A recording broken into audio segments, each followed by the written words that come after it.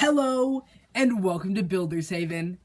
Back with the chair. Today is Christmas Eve, the last day of the Advent calendar, so I thought I'd put up a little review of the LEGO Star Wars 2024 Advent calendar that I've been opening all of December.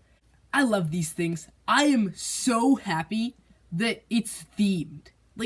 Obviously it's Star Wars, but usually it's based off of 2 or 3 movies and they go together. You'll have a couple of battle droids, a command center, and the clone gunship. Another thing is those micro scale ships. I know they're kind of a staple of the LEGO Star Wars Advent calendars, but I'm not that big of a fan of them because they don't really work with minifigures or with each other. They're all about the same size, so you can't really use them as micro scale. There's no scale, they're just micro builds. Droid Workshop wouldn't have been my first idea for a theme, but it actually kind of works. It comes with a lot of really cool droids. It is a little disappointing that it only came with 2 real minifigures, but I don't know if I'd want it to be that few every single year. But all things considered, it worked. I like it when the Advent calendars have stuff like that workbench that are minifigure scale. Obviously, each day has to be a small build, but I thought it was cool they separated that.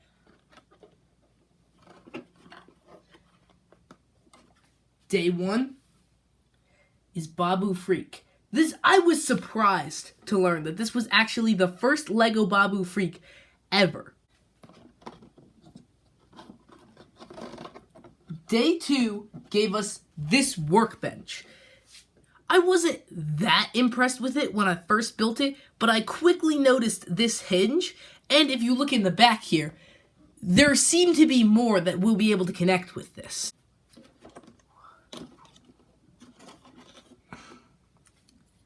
Day number 3. One of only 2 actual minifigures in this set. It's hacked C-3PO, C-3PO Red Eye, C-3PO Episode 9, however you want to say that. It's really cool that he has red eyes, but it's the exact same as Bounty Hunter C-3PO from the Dark Falcon, which I actually built on the channel. They even have the same torso and leg prints. The only difference is the left arm. Day 4. The Pit Droid. I love Pit Droids, and none of them feel right. Maybe it's because it was completely 3D modeled without any LEGO pieces in those original LEGO games that we all remember so fondly. But I don't know, I just feel like there's no good way to capture a Pit Droid in LEGO. But over all of the Star Wars Advent calendars, I feel like they're definitely going in the right direction. I don't know if I'd say this is the best one yet, but definitely improvement since the first one.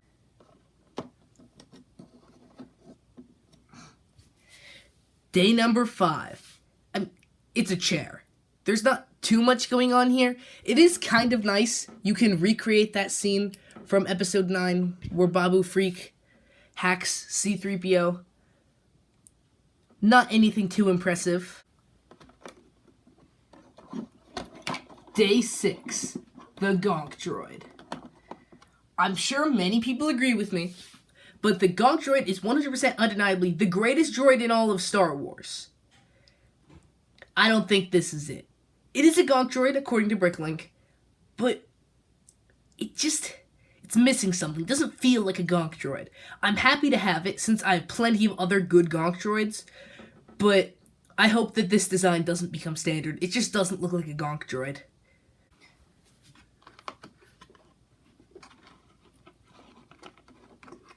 Day number 7 is R7-A7.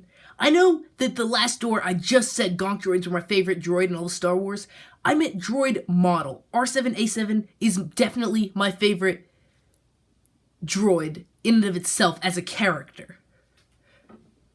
I also like that it's behind door 7. That was very clever.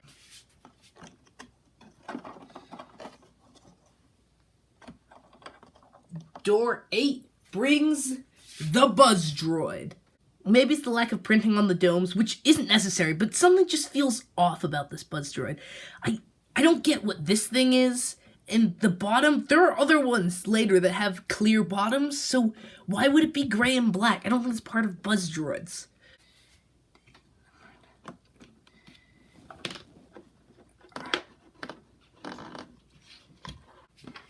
Day number 9 is this box of parts.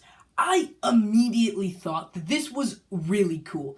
Even though it's just a box with a couple parts, I saw over here that there would be a battle droid going forward. Plus, there was this black astromech leg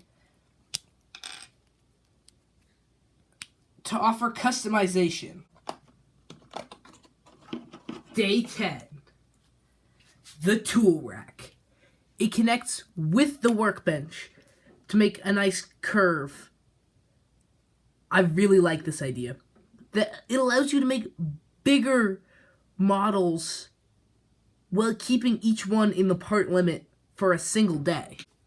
Day 11.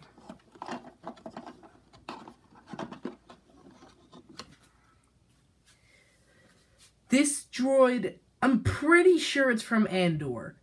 I haven't seen Andor because I don't have Disney Plus, but I've heard it's pretty good. The model, it looks nice. I don't know, there's just something off about the proportions. Maybe the treads stick out too much, but overall, I think it's pretty good. Day 12. BD-1. Once again, I have not played Jedi Fallen Order or Jedi Survivor.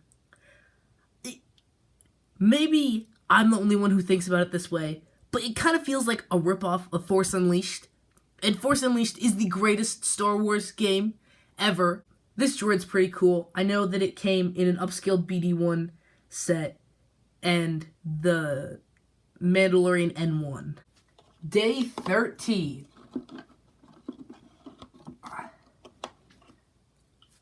This is pretty cool because you can attach the extra parts from before onto the back.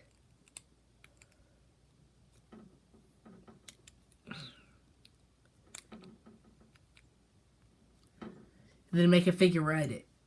One of only 2 figures. Day 14.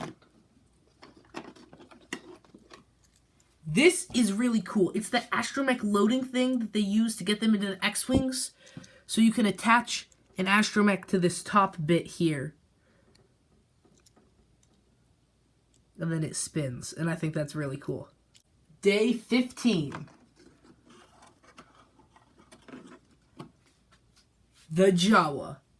I really like his ugly Christmas sweater. I don't know why my camera's not focusing, but it's nicely droid themed. I like that it has a gonk droid on the front. And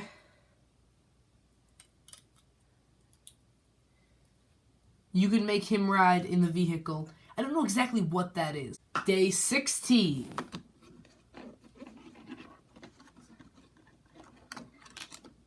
A very festive Treadwell.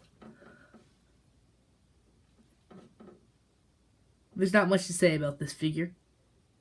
I feel like it does what it needs to do. It's a Treadwell. It's a good build for a Treadwell. And it's festive-y.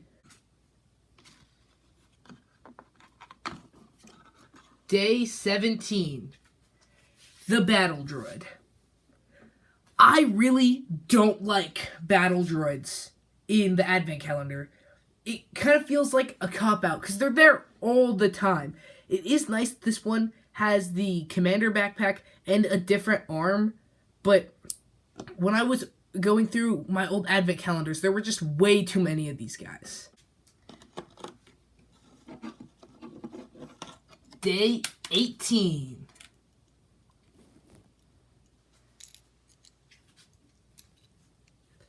This has a few what I'm assuming are power cells, as well as this extra battle droid head, and it connects into the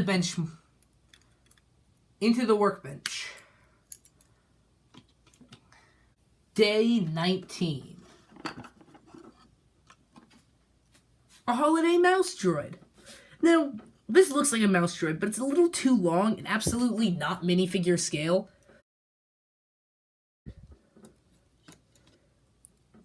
This is a Jawa next to a mouse droid.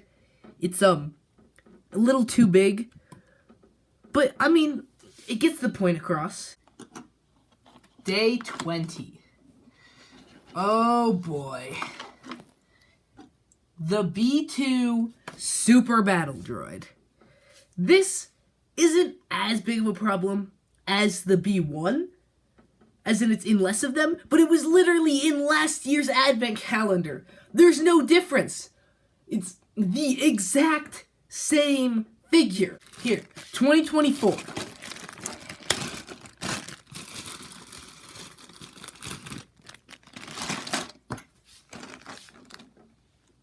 Can you tell any difference? They're the exact same figure. Day 21. The Imperial Probe Droid. It's a pretty good model. It's a little chunky that way and a little thin that way, but, you know, it works. Day 22. A Christmas tree themed surgical droid. This is actually really cool. So, if you don't recognize it, I'm pretty sure this is the droid from episode 3 that makes the Darth Vader suit. But it looks like a Christmas tree. There's these attach using a snot brick, and there's a trans orange piece in the middle. It kind of looks like a turtleneck because it goes up so high, but I think this is a pretty cool one. Day 23, the penultimate day. Well, I guess it ends on the penultimate day being Christmas Eve. But it finishes the workbench assembly. And if you look in this barrel, it has 2 droid arms.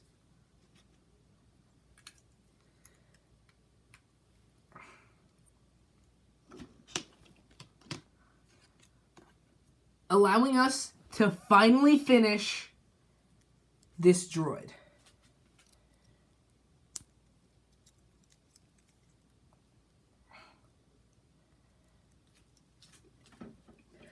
Other than the B2, I feel like this one handled B1s a lot better. Since they're manufactured in huge amounts, it makes sense to have 2 of them, but it doesn't take up 2 days. One is hidden across multiple days, and the other isn't even a regular battle droid.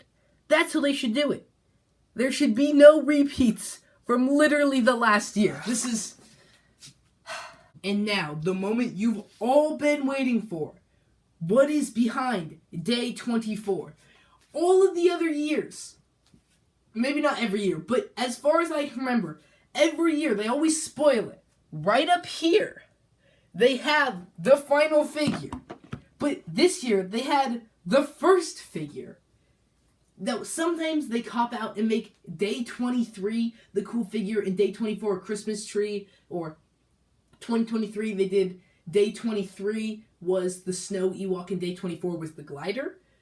But this year, not only have they not spoiled it, it's not bad. And they combined both a Christmas tree and the actual figure.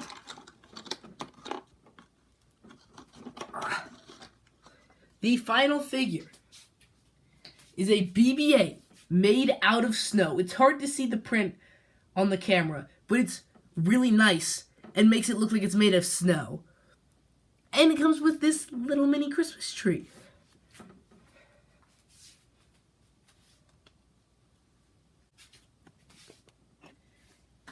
And there you have it, folks. The 2025 LEGO Star Wars Advent Calendar. Thanks for watching, and I hope to see you in the next one.